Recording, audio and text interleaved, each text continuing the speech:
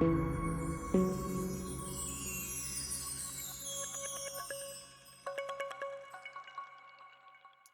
and welcome to the G2E Pulse podcast. My returning guest today is Duncan Faithfull, Chief Commercial Officer at Quixant. Duncan, welcome back to the podcast. Hi, Lewis. How are you doing? All great, thank you. Thank you for joining us again. I know that we're both probably to our tickets, our flights, our hotels, and we're heading to Vegas in a few weeks' time. Looking forward to seeing you over there. What can we expect to see from Quixant at the show next month? And what are your own expectations for G2E?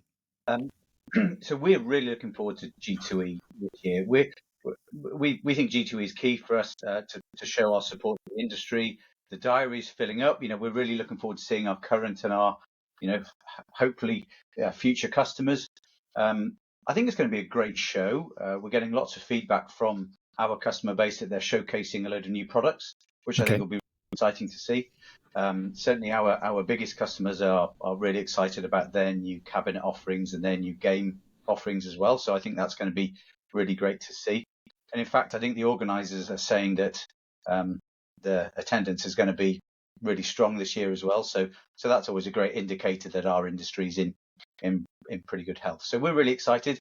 We've got a great stand, we think, and we've got some great things to show on it. In terms of what we are going to be showcasing, we're going to spend a load of time focusing on our core.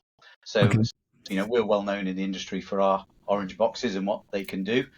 So we have our range of PCs, which go from IQ at the lower end all the way through Icon, which is our middle range tier, up to QMax, all of which hold our embedded software suite solutions. And I think we'll probably talk about that a bit later. Yeah. So we're going to really showcase our core offering, but also carry on developing and showing how our cabinet proposition has developed. So our stand will show both our core and our sort of the future direction of the business. Importantly for us, we're going to be launching a new product on the stand this year. So back to when we spoke last time, we talked about Intel. So we're really excited. We're going to be launching our new Intel product on the stand this year. Okay, so like you mentioned though about chatting about Intel in the past. At that point, you were looking to integrate the full range of Intel products into the lineup. Where are you on that journey, Duncan?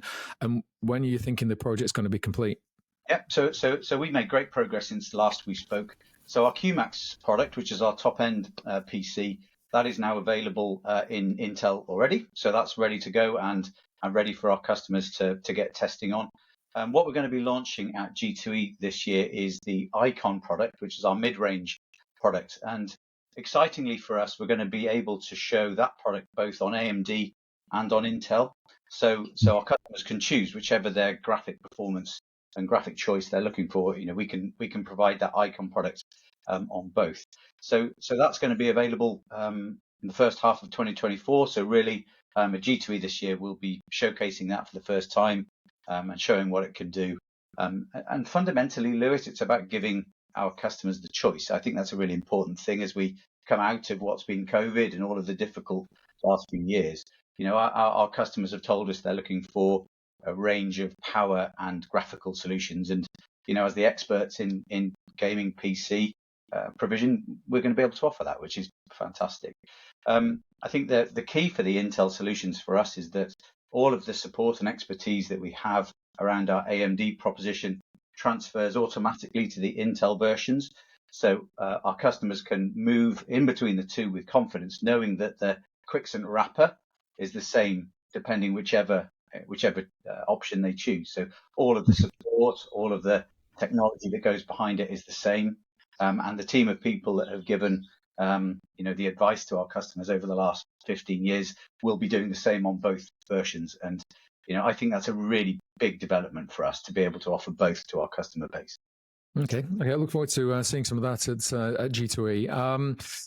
I know everyone's massively interested in the latest hardware and updates and developments. So I was watching the Apple presentation for the iPhone and iWatch and things like this on Tuesday of this week. But obviously, software is a vital part of all of this, and particularly the Quixant offer. What you mentioned, you touched on it briefly about the software suite.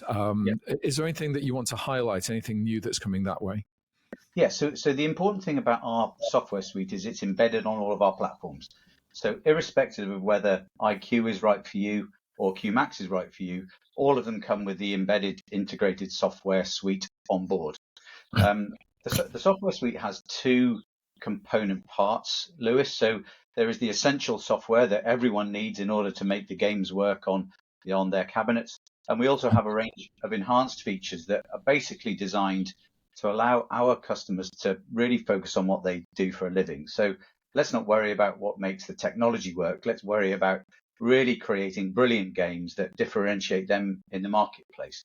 So basically, our customers choose a range of the software suite functions, but fundamentally, all of the regulatory requirements, all of the BIOS requirements, everything that's required to make the games work is on all of our products. But those enhanced features that make the games really stand out is what's really important to our customers. I think, particularly as we come out of what's been a difficult couple of years. Yeah. We're being told by our customers that the game content is what's differentiating them, and actually using the software suite that's embedded on our products is really helping them stand out in a crowded marketplace. Okay.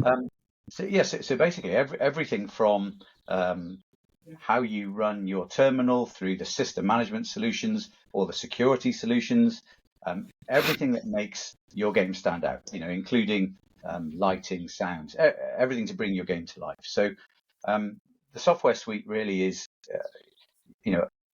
it's just what makes our customers' games stand out in a crowded marketplace, Lewis. And the fact that on all of our platforms gives the option to be able to switch between them.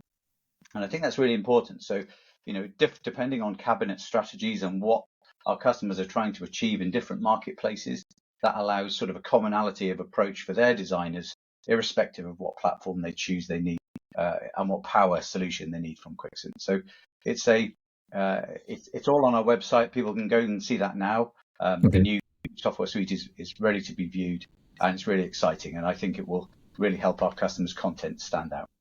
Okay, well, a little, I guess, linked to that and about game development and something of a kind of a personal interest of mine from obviously it's part of the gaming conference circuit at the moment, which seems to be headlining with discussions about artificial intelligence. AI is kind of headlining a lot of I suppose conferences, but also headlines of the news as well. You're talking about NVIDIA chips and seems to be flying off the shelves, and their stocks are soaring because this is where they're putting their time and energy.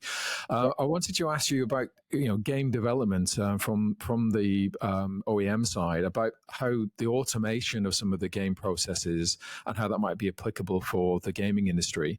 Do you see that affecting game development? And is that something that your clients and customers? I'm thinking about Intel adding the open source reference kits for AI developers. Is that something that you think will impact on the gaming sector? And is it already something that you're having conversations with your clients? Yeah, so it's inevitable, Lewis. I think as the next couple of years go forward, it's inevitable it's going to impact the gaming industry. We're currently working with Intel on their AI roadmap. Okay. So I think it's fair to say that it's sort of at the beginning of that journey, but Intel clearly won't be left behind on all of the benefits that AI can bring. So yes, we're working with them on that now. I don't think it's going to impact our products over the next year or so, but it's inevitable that it will. Okay. NVIDIA are, they're really driving their AI roadmap, and we're sort of engaging with them as well about how we can apply the benefits of AI on graphical performance. Okay. I think also applications around facial recognition, how gaming loyalty and sports betting, minimum age requirements, all of that I think will become a part of how AI can be used. So okay. I think for us right now, we're engaging on the benefits of it in the short to medium term. But I think for us, there's enough in terms of the software that we've talked about already, and working in conjunction with Intel and AMD, that we can drive really great game performance at a time when actually the customer experience is more critical than ever. Mm-hmm. So I think we're focusing on the today and the now, but over the next year to 2 years, there'll be clear benefits that AI can bring. and we're working with our partners to work out how we make best of that. Okay. Well, the final question, and I think over the last couple of years, speaking with you, we've taken the temperature of the gaming sector as a whole, just during the the pandemic and coming out of it. I just wondered what are the market trends and OEM demands that you're thinking are defining this year, and how would you characterize them as you future plan into next? Yeah. So OEM demands, I think they continue to be similar to the ones we've talked about before, Lewis. I mean, I think we're being requested for more and more ability to allow our customers' content to stand out. So back to that point about creating really vivid, vibrant content that sort of creates a point of difference. So we're being asked for higher graphical performance. Obviously, it's been an interesting year in that I think the COVID years actually became quite easy to manage businesses in, because you knew the challenge. Everyone was sort of all working together to get through those difficult times. This year, I think we've seen that there's as we've come into a recessionary, or what feels like a recessionary economic period, there's been a bit of a contradiction between demanding higher powered, higher performing products, but at a price that still allows competitiveness in the marketplace. So it's been quite an interesting year from that perspective. So I think back to what are our customers demanding? Higher performance at good value. Okay. So going back to our core range, that's why we've introduced the 3 different product types, both with AMD and Intel, because I think it's very important to give people the power choice at the value that's appropriate to them. So, okay. So from that point, the OEM traditional demands don't change. I think choice is very important. Choice of graphical provider, AMD, Intel, choice of price. That's more and more important. And I think in terms of new markets and new opportunities, Quixant is focusing a lot around what LATAM will become. Mm-hmm.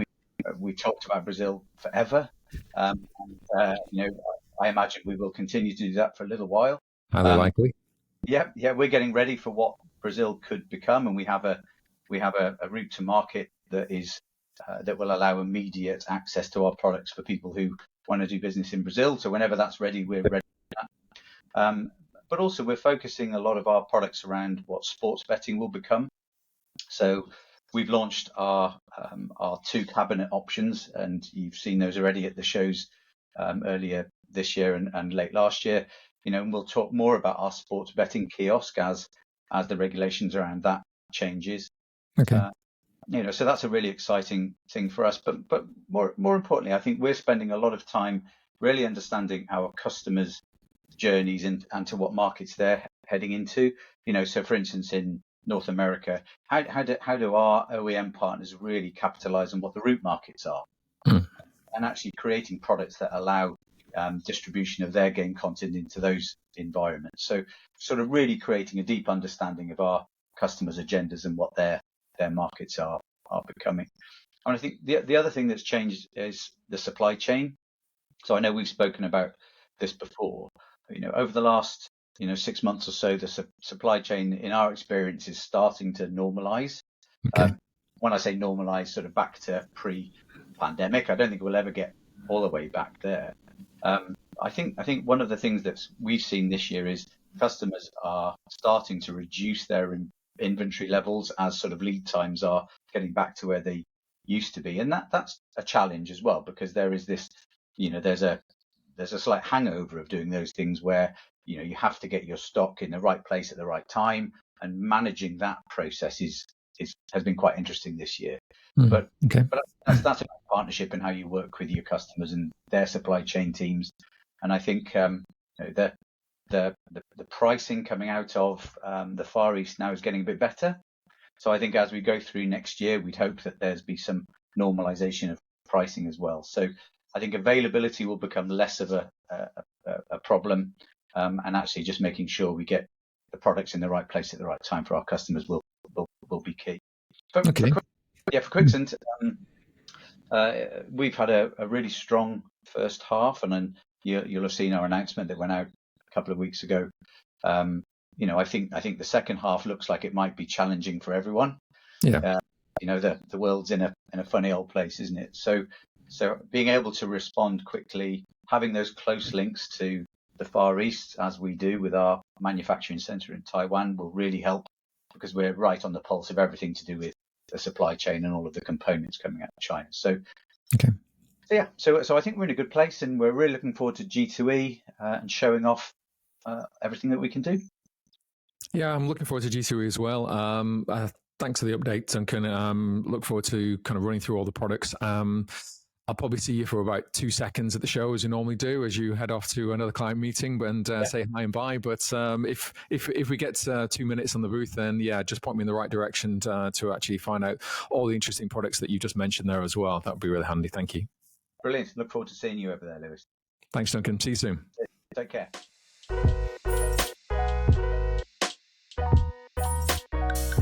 Hope you enjoyed the podcast. If you want to watch more, why not subscribe to our channel? Just click here.